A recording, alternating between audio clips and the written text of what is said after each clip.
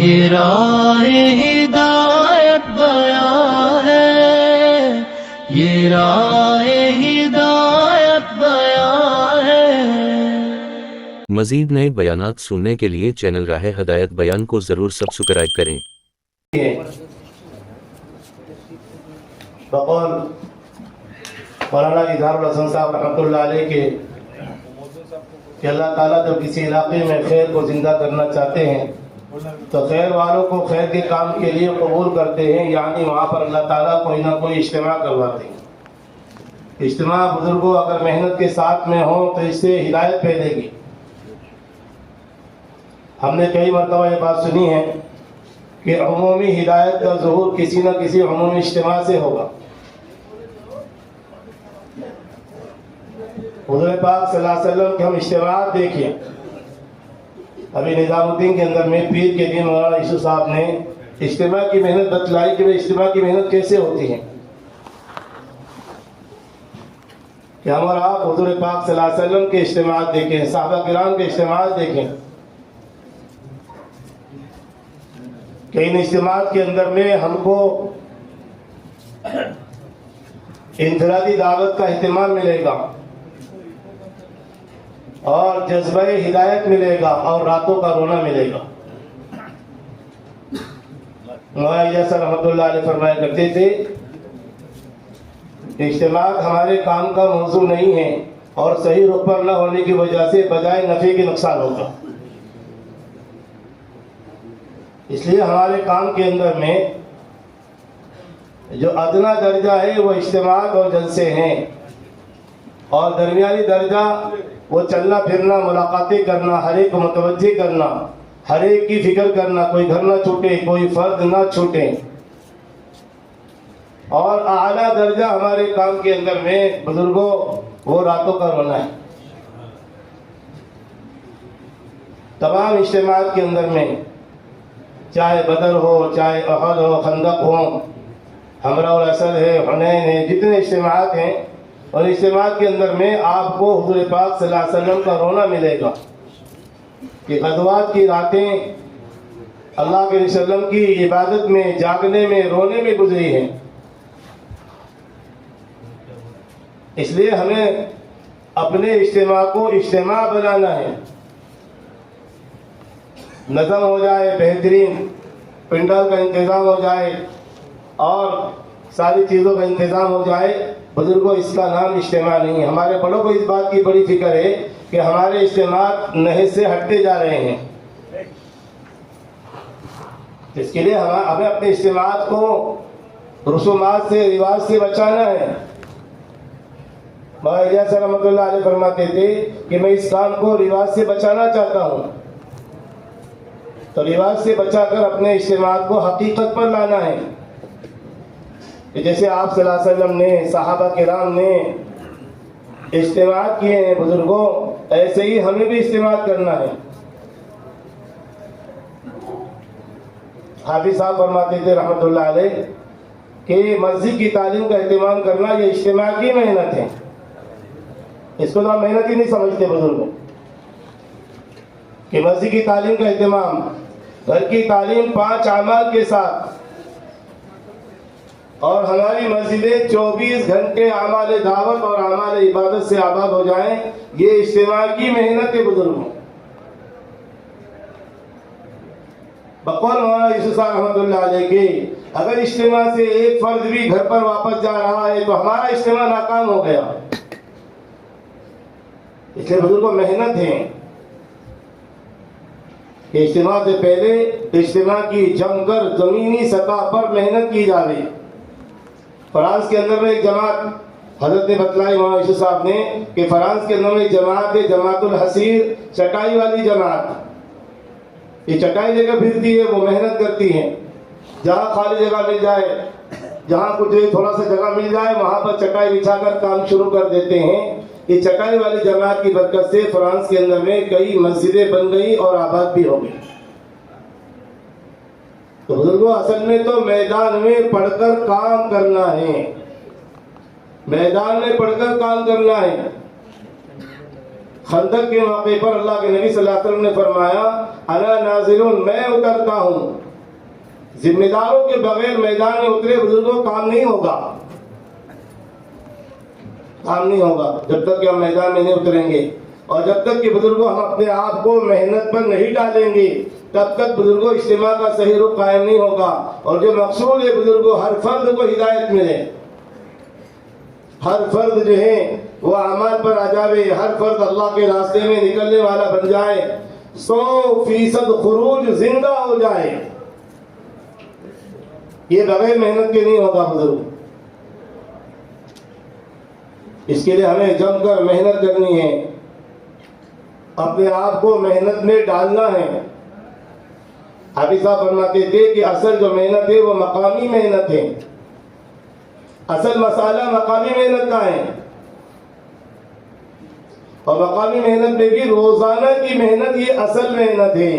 ماحول جو بنے گا ایمان کا، اعمال کا، نمازوں کا اور عبادات کا، اطاعت کا، اچھے اخلاق کا، اخلاص استخلاص الہیت کا، ایک دوسرے کی مصیبتوں میں ضرورتوں میں کام آنے کا، دکھ درد میں شامل ہونے کا، بزرگوں جو ماحول بنے گا وہ مقامی محنت سے بنے گا. حضرت جی نے فرمایا کہ ایک بستی ایسی ہمیں دے دو محنت کر کے کہ جس بستی کے اندر میں 100% محمد صلی اللہ علیہ وسلم والے اعمال زندہ ہوں. ہم اور آپ بزرگوں میرے بھائیوں، ہم اور آپ کوئی ایسی بستی پیش نہیں کر سکتے جو بستی محنت کر کے اللہ کے نبی صلی اللہ علیہ وسلم نے بنائی تھی، مدینہ طیبہ. ایسی زبردست بستی جہاں پر 100% بزرگوں اطاعت کا ماحول تھا، 100% ایمان کا ماحول تھا، 100% اعمال کا ماحول تھا. مدینے کے اندر میں اللہ کے نبی صلی اللہ علیہ وسلم کبھی رات اور دن چین سے نہیں بیٹھے، محنت کرتے رہے، محنت کرتے رہے، دعوت دیتے رہے. ایک صحابی فرماتے ہیں اگر اللہ کے نبی صلی اللہ علیہ وسلم میرے پاس اتنی مرتبہ نہ آتے تو میں کبھی اسلام میں نہیں آتا. حضرت فرماتے ہیں رحمۃ اللہ علیہ کسی کام میں جان ڈالنے کے لیے جان لگانا پڑتی ہے. غلبہ حال کے بغیر کوئی چیز وجود میں نہیں آتی. بزرگوں کہ اپنے آپ کو ہم فارغ کریں، اپنے آپ کو ہم یکسو کریں بزرگوں محنت کے لیے. اور محنت تو سب کے سامنے ہے بزرگ، محنت سب کے سامنے ایک دم کھلی کتاب کی طرح سے ہے. اب کیسے محنت کرنا، کیسے دعوت دینا، کیسے مسجد کی تعلیم، کیسے گھر کی تعلیم اور کیسے ہم مسجد کو 24 گھنٹے آباد کریں، یہ سمجھانے کی ضرورت نہیں ہے بزرگوں، اب تو کرنے کی ضرورت ہے. کام تو میرے بزرگوں کام تو کرنے سے ہوگا، کرنے سے نتیجہ آئے گا. دعوت کی محنت نتیجہ خیز محنت ہے. کیسی محنت ہے بولو بھائی؟ ہاں ذرا گردن نیچے نہ ڈالیں بھائی، متوجہ ہو کے سنیں. دعوت کی محنت نتیجہ خیز محنت ہے. محنت ہو اور ہدایت نہ آئے، محنت ہو اور نتیجہ نہ آئے، محنت ہو اور ماحول نہ بنے، یہ تو ہو ہی نہیں سکتا. حضور حضرت مولانا یونس صاحب رحمۃ اللہ علیہ فرماتے تھے کہ یہ تو سب سے زیادہ جھوٹی بات ہے کوئی اگر یہ کہے کہ ہم نے بہت محنت کی لیکن جماعت نہیں بنی. فرماتے تھے یہ تو سب سے زیادہ جھوٹی بات ہے، اس میں کوئی بات میں یہی نہیں. تو محنت سے نتیجہ آئے گا. لیکن بزرگوں حافظ صاحب نے آخری بیانات کے اندر میں اسی بات کی طرح ہم سب کو متوجہ کیا کہ اس وقت میں بڑی بے چینی اور تشویش اس بات کی ہے کہ محنت کا رخ صحیح ہو جائے. اصل میں جو نتیجہ آئے گا بزرگوں وہ صرف وہ جو آئے گا وہ صحیح محنت سے آئے گا. جیسے نماز، یہ نماز اگر صحیح پڑھی جائے گی تو یہ نماز نمازی کی زندگی کو، بولو بھائی کیا کرے گی؟ یہ نماز نمازی کی زندگی کو بنا دے گی. جس کی نماز اچھی اس کی زندگی اچھی، اس کی موت اچھی. تو اس طرح نماز کو صحیح پڑھا جائے، اس طرح نماز کے اندر میں ترتیب واجب ہے، ایسے ہی ہمارے کام میں ترتیب واجب کے درجے میں ہے بزرگ، کہ اپنی محنت کے رخ کو ہم صحیح کریں. ہر آدمی صحیح رخ کے ساتھ محنت کرے گا، اللہ تعالیٰ اس کا ایمان کامل بنا دیں گے.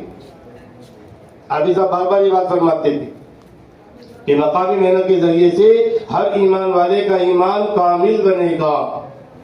جس دن حضرت کی بات نقل کرتے تھے کہ جس دن داعی کی دعوت سے داعی کا یقین بن جائے گا، کامل بن جائے گا، یا جس دن داعی کی دعوت سے داعی کا دل پلٹ جائے گا، اس دن وہ جن کو دعوت دے گا سب کا دل اللہ کی طرف پلٹ جائے گا۔ یہ تو بزرگوں دلوں کو پلٹوانے والی محنت ہے۔ ابھی تو سب سے پہلے ہم اپنے دلوں کو پلٹوانے کی طرف جا رہے ہیں، محنت کر رہے ہیں بزرگ۔ کہ محنت صحیح ہونا چاہیے، اس طرح عبادات کے اندر میں رخ صحیح ہو۔ حذیفہ رضی اللہ تعالیٰ عنہ نے ایک صاحب کو دیکھا کہ نماز پڑھ رہے ہیں، نماز کے بعد ان کو بلایا اور پوچھا کہ تم نے جو یہ نماز پڑھی ہے کتنے سال سے آپ یہ نماز پڑھ رہے ہیں؟ تو انہوں نے عرض کیا غالباً 30 سال یا 40 سال سے میں ایسی نماز پڑھ رہا ہوں۔ تو آپ نے فرمایا اگر تم یہی نماز پڑھتے پڑھتے دنیا سے چلے گئے تو اس دین پر نہیں مرو گے جو دین محمد صلی اللہ علیہ وسلم لے کر آئے۔ فضائل اعمال میں لکھا ہے، حضرت شیخ زکریا رحمۃ اللہ علیہ نے فضائل نماز کے اندر لکھا ہے کہ آدمی 60 سال تک نماز پڑھتا ہے لیکن اس کی ایک نماز بھی قبول نہیں ہوتی۔ 60 سال۔ اس لیے حضرت مولانا یوسف صاحب رحمۃ اللہ علیہ فرماتے تھے کہ ہر محنت کرنے والا کامیاب نہیں ہے۔ بولو بھائی، ہر محنت کرنے والا کامیاب نہیں ہے۔ کہ کامیاب وہ ہے بزرگوں جس کی محنت کا رخ صحیح ہو۔ مولانا رحمۃ اللہ علیہ کی اگر دعوت کی مبارک محنت کو صحیح اصولوں کے ساتھ اور ترتیب کے ساتھ صحیح نہج کے ساتھ کیا جائے گا تو صدیوں میں آنے والی خیر سالوں، مہینوں، ہفتوں اور دنوں کے اندر میں آ جائے گی۔ بلکہ حضرت فرماتے تھے اگر اس محنت کو ہم قربانی کے ساتھ کریں گے، صحیح رخ کے ساتھ میں کریں گے تو خیر القرون قیامت تک باقی رہے گا۔ محنت زبردست ہے بزرگوں۔ اللہ نے ہم کو اور آپ کو اپنے فضل و کرم سے جو محنت عطا فرمائی ہے بزرگوں، اس محنت کے ملنے پر ہم اللہ تعالیٰ کا شکر ادا کریں۔ کیا کرنا ہے بولو بھائی؟ دنیاوی نعمتوں پر آدمی خوب شکر ادا کرتا ہے، بار بار شکر ادا کرتا ہے، دنیا کی کوئی نعمت مل جائے، دولت مل جائے، لیکن نعمت ایمان کے ملنے پر، اس محنت کے ملنے پر ہم اللہ تعالیٰ کا شکر ادا نہیں کرتے۔ اور اس محنت کا عملی شکر یہ ہے کہ ہم اپنی جان کو، اپنے مال کو، اپنے جذبات کو، اپنی صلاحیتوں کو کامل یقین کے ساتھ، کامل دھیان کے ساتھ، کامل یقین کے ساتھ، کامل دھیان کے ساتھ، اللہ کو راضی کرنے کے جذبے کے ساتھ بزرگوں دین کے تقاضوں پر ہم لگانے والے بن جائیں۔ بزرگ یہ اصل چیز ہے بزرگ۔ اس لیے حضرت جی مولانا انعام الحسن صاحب رحمۃ اللہ علیہ فرمایا کرتے تھے کہ بھائی ہمیں اس محنت کو سیکھنا ہے۔ کیا کرنا ہے بولو بھائی؟ ہمیں اس محنت کو سیکھنا ہے کہ سیکھتے سیکھتے کرنا ہے اور کرتے کرتے سیکھنا ہے، کرتے کرتے مرنا ہے اور مرتے مرتے کرنا ہے۔ یہ بزرگ محنت بزرگ۔ کسی نے حضرت مولانا یوسف صاحب رحمۃ اللہ علیہ سے پوچھا کہ اجی ذرا یہ تو بتلائیے کہ اس کام میں استقامت کیا ہے، اسے کہتے ہیں استقامت۔ تو حضرت نے فرمایا کہ استقامت یہ ہے کہ کام کرتے کرتے کام میں ہم مر جائیں، ہمارا انتقال ہو جائے، یہ اصل بزرگ۔ تو کام میں کون مرے گا بولو بھائی؟ کام میں کون مرے گا؟ جو کام میں رہے گا بزرگوں۔ کچھ لوگ اس کام میں لگتے ہیں اور اس کام میں لگ کر اس کام سے گزر جاتے ہیں، یہ کام ان کے لیے گزرگاہ بن جاتا ہے۔ اور کچھ لوگ اس کام کے اندر میں لگتے ہیں اور اس کام کے اندر میں مر جاتے ہیں تو یہ کام ان کے لیے آخری قیام گاہ بن جاتا ہے۔ تو اس کام کو کیا کرنا ہے بولو نا بھائی؟ اس کام کو کیا کرنا ہے؟ اپنی آخری قیام گاہ بنانا ہے کہ ہماری آخری قیام گاہ بنے بزرگوں۔ اس کے لیے بزرگوں محنت کو سیکھنے کی ضرورت ہے کہ سیکھتے سیکھتے کرنے والے بن جائیں اور کرتے کرتے ہم سیکھنے والے بن جائیں۔ تو اصل جو محنت ہے بزرگوں مقامی محنت کے اندر میں وہ روزانہ کی محنت ہے۔ نظام الدین کے اندر میں حضرت مولانا جمشید صاحب دامت برکاتہم نے فرمایا کہ مدینہ منورہ کے 10 سالہ قیام میں اللہ کے نبی صلی اللہ علیہ وسلم نے 9.5 سال مقامی کام کیا. کیا کیا بولو نا بھائی؟ مقامی کام کیا ہے 9.5 سال اللہ کے وسلم نے مقامی کام. اما جان فرماتی ہیں عائشہ رضی اللہ تعالی عنہ اللہ کے نبی صلی اللہ علیہ وسلم اپنی مسجد میں عشاء کی نماز بہت تاخیر سے پڑھا کر ملاقاتوں میں نکل جایا کرتے تھے. اس زمانے کا مدینہ جبکہ کوئی سہولت نہیں بزرگوں, کوئی آسانیاں نہیں ہیں. اللہ کے وسلم اپنی مسجد میں عشاء کی نماز بہت تاخیر سے پڑھاتے. بہت ساری وجوہات ہوتی تھی اس لیکن ایک عام عادت اللہ کے نبی صلی اللہ علیہ وسلم کی یہ بھی تھی کہ اللہ کے نبی صلی اللہ علیہ وسلم اپنے مصلیوں کا انتظار کرتے تھے. کیا کرتے تھے بولو بھائی؟ مصلیوں کا انتظار کرتے تھے اللہ کے نبی صلی اللہ علیہ وسلم, اور نماز پڑھا کر اللہ کے وسلم ملاقات میں نکل جاتے تھے. اور جو نئے مسلمان روزانہ مسلمان ہوتے تھے, اسلام میں آتے تھے, ان کے قدموں کو جمانے کے لیے اللہ کے وسلم ان کو مکی زندگی کے حالات سنایا کرتے تھے. اس لیے حضرت جی فرماتے ہیں کہ مکہ مکرمہ کی قربانیاں یہ مدینہ منورہ کا اجتماع ہے. مکہ مکرمہ کی قربانیاں کیا ہے بولو بھائی؟ ہاں, مکے کے حالات. ان نئے مسلمانوں کو مکے کے حالات سنایا کرتے تھے کہ مکے میں مسلمانوں کے ساتھ میں کیا معاملات ہوئے, بلال کے ساتھ میں کیا ہوا, خباب کے ساتھ میں, عمار کے ساتھ, یاسر کے ساتھ, سمیہ کے ساتھ رضی اللہ اجمعین, ان تمام حضرات کے ساتھ میں کیسے حالات پیش آئے, شعیب ابی طالب کے اندر میں ہمارے ساتھ کیا معاملہ ہوا. یہ مکہ مکرمہ کے حالات اللہ کے نبی صلی اللہ علیہ وسلم مدینے کے نئے مسلمانوں کو سنایا کرتے تھے تاکہ ان کے اندر میں استقامت پیدا ہو جائے اپنے دین پر.